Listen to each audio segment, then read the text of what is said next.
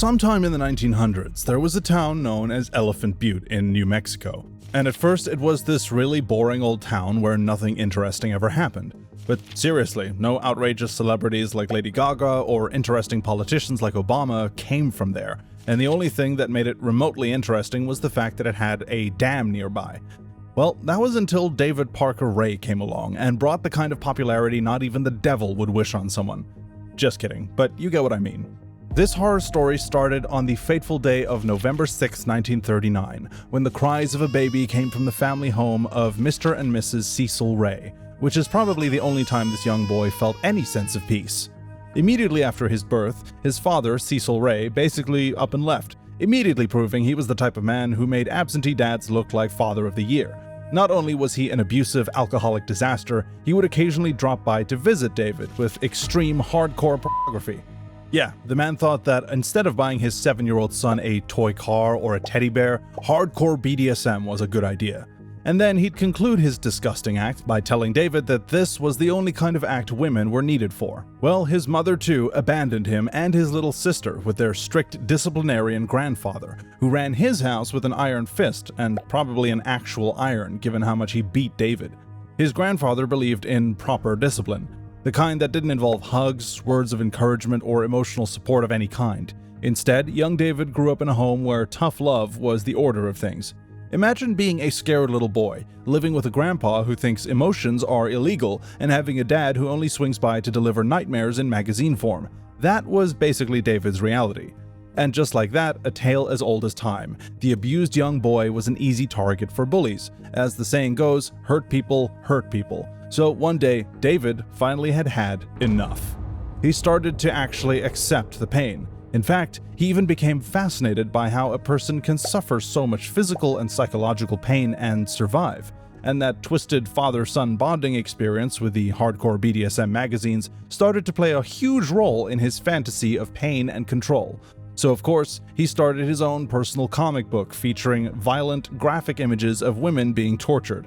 He fantasized about control, pain, and dominance, but not in the cute 50 Shades of Grey way, in the human suffering is my favorite hobby kind of way. He started a collection of violent magazines and built a disturbing library of horror and cruelty in the world before the internet. This wasn't just a phase, but the beginning of something monstrous, and it was literally all happening before the boy turned 14. By the time he was actually 14, David had fully retreated into his dark little world. But instead of acting on his twisted thoughts, yet, he did what a lot of traumatized kids do. He turned to alcohol and drugs. Drinking became his escape hatch, using it to numb himself to reality.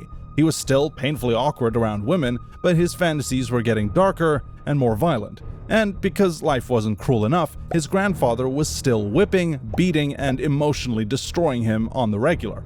As soon as he was old enough, he enlisted in the US Army, because why not give a violently disturbed young man access to discipline, structure, and mechanical skills that he could later use to build a torture chamber? Whoops, spoilers. Unfortunately, the military taught him how to build and fix complex machinery, a skill that should have landed him a nice, stable job, if he wasn't so mentally f***ed up already. Ray was assigned to be a general mechanic, meaning he spent his days fixing trucks, jeeps, and other military equipment. He was good at it. Like, really good. And it was this skill that helped him construct one of the most horrifying torture rooms in human history. Because as it turns out, when you give a sadistic psychopath access to tools, what you get is the toy box. After finishing his service, he left the army and started working as a mechanic in civilian life. But here's the thing, David Parker Ray was never really a civilian. His mind was still a war zone, except now, instead of fixing military vehicles, he was tinkering with ways to bring his own sick fantasies to life.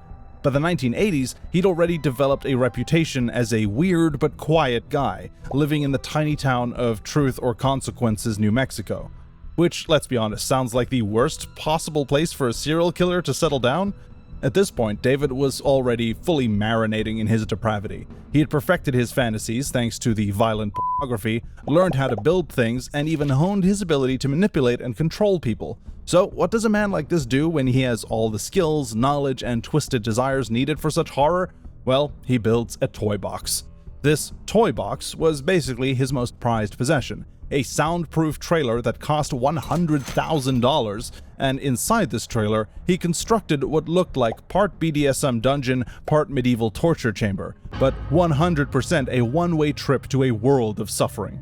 The trailer looked normal on the outside because, of course it did, but inside he had a gynecological chair positioned in the center, complete with metal restraints, a massive collection of whips, chains, clamps, leg spreaders, and gags, surgical tools because apparently David thought of himself as Dr. Pain and Suffering, and electrified torture devices because he wanted his victims to feel the power, literally.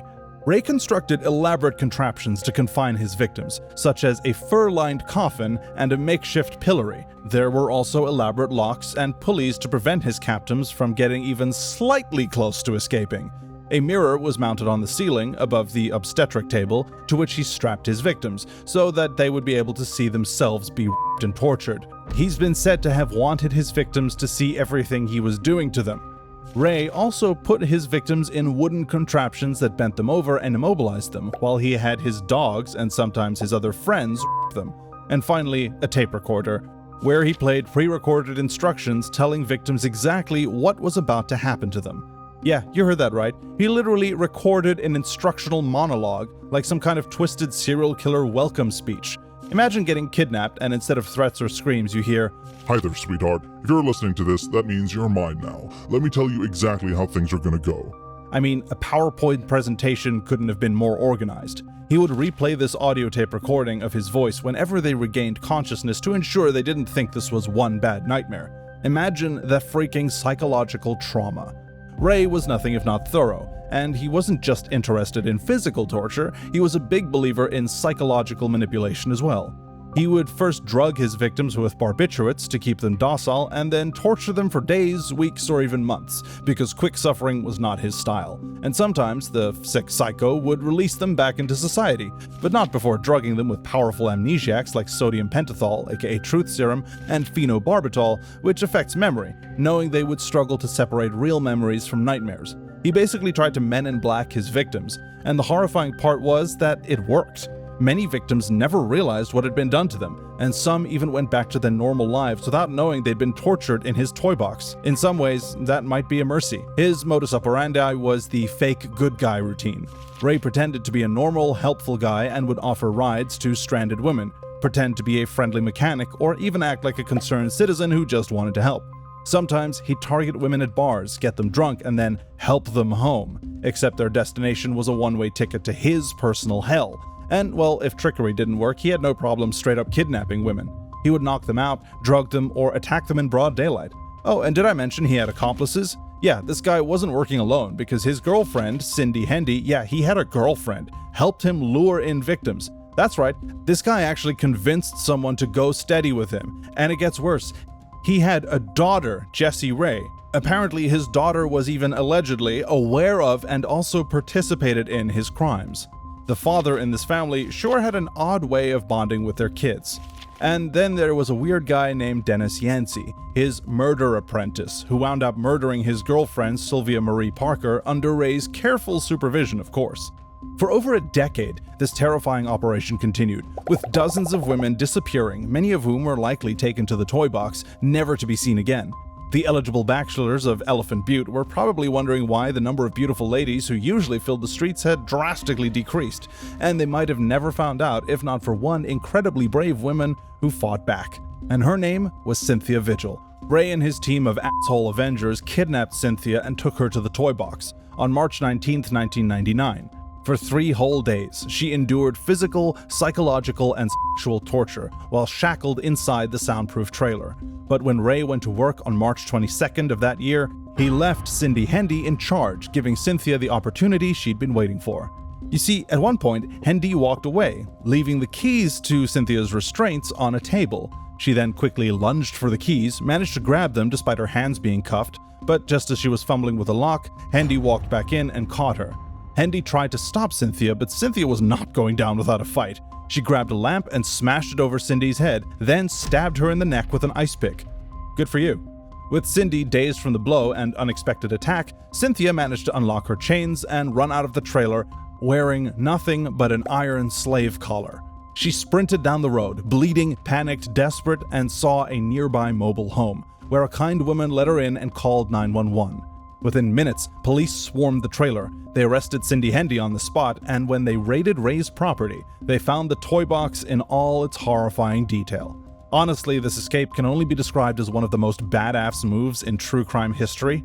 As the news of the toy box killer spread, journalists immediately cleared up the stealing candy from a baby crime entry for that week and focused their entire attention on Ray's personal ledger, where he had carefully written down the details of his crimes, including dates, descriptions of victims, and even crude sketches of the acts he performed. He'd also kept a collection of videotapes showing women being subjected to various forms of torture. This guy's level of organization showed that clearly he was in the military. The police also found dozens of women's belongings scattered throughout his home, including jewelry, clothing, and even ID cards, souvenirs possibly taken from his victims as sort of twisted trophies. Some of these items were linked to missing persons cases spanning over a decade, reinforcing the theory that Ray had been operating undetected for years.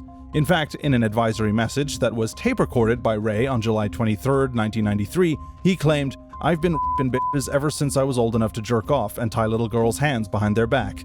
And just reading that made me want to die. But what made matters even more disturbing was when investigators uncovered evidence suggesting that some of the victims were disposed of in a way that ensured they would never be found, but investigators believed that he raped, tortured, and killed up to 60 with a 0 individuals throughout his life. But they've not been able to locate any of their remains. Apparently, he would kidnap about 4 or 5 women a year, holding each of them captive for around 2 to 3 months. Then, according to Ray's journals, he would cut the victims down to their belly, scoop out their guts, fill the chest cavity with cement weights, and then use balling wire to wrap them up before dumping the sack of flesh in Elephant Butte Lake. As the story became more popular, more women came forward with chillingly similar stories. One of them, Angelica Montano, had miraculously survived an encounter with Ray and Cindy Hendy, but had been so traumatized that when she initially reported the assault to police, she was dismissed as unreliable. After Vigil's escape, her story was finally taken seriously. Montano recounted how she'd been drugged, bound, and tortured in the toy box, only to be released on the side of the road days later, confused and disoriented from the drugs Ray had used to erase her memory. She had struggled to get people to believe her ordeal, but now her story had become a little more convincing. Another woman, Kelly Garrett, was also identified as a possible survivor. She disappeared in 1996 after leaving her husband following an argument. Ray had lured her into his trailer under the guise of offering her a ride home, only to abduct and torture her. Like Montano, Garrett was drugged and later released. In fact, it was Ray himself who drove her home to her husband and told him he had found the women incoherent on a beach. And of course, Garrett had no clear memory of what had happened, so there was nothing she could even say. Ray was arrested and charged with kidnapping, torture, and sexual assault, facing multiple trials, and was sentenced to 224 years in prison. Which, honestly, not long enough. Hendy, his partner in crime, obviously snitched on him and testified against him in exchange for a reduced sentence of 36 years, though she would later be granted parole after serving just 19. Not very Bonnie and Clyde of her, honestly. And as for Jessie Ray, his daughter, she received a much lighter sentence for being a minor, but Dennis Roy Yancey was sentenced to 30 years, got paroled in 2010, then got sent back to prison in 2012 for violating parole conditions. Why was he even let out in the first place? However, the saddest part about the whole ordeal was that the actual depraved toy box killer didn't live long enough to suffer the full consequences of his actions. Just 2 years later, in 2002, he suffered a fatal heart attack that sent him straight to hell. A pretty deserving end, but you'd also agree it was maybe a bit too soon, right? Let us know your thoughts in the comment section, guys. Do you think Ray should have stayed alive to suffer the consequences of his actions? Do all bullied kids have murderous tendencies? And let us know which other mindless criminal you'd like us to cover in our next video.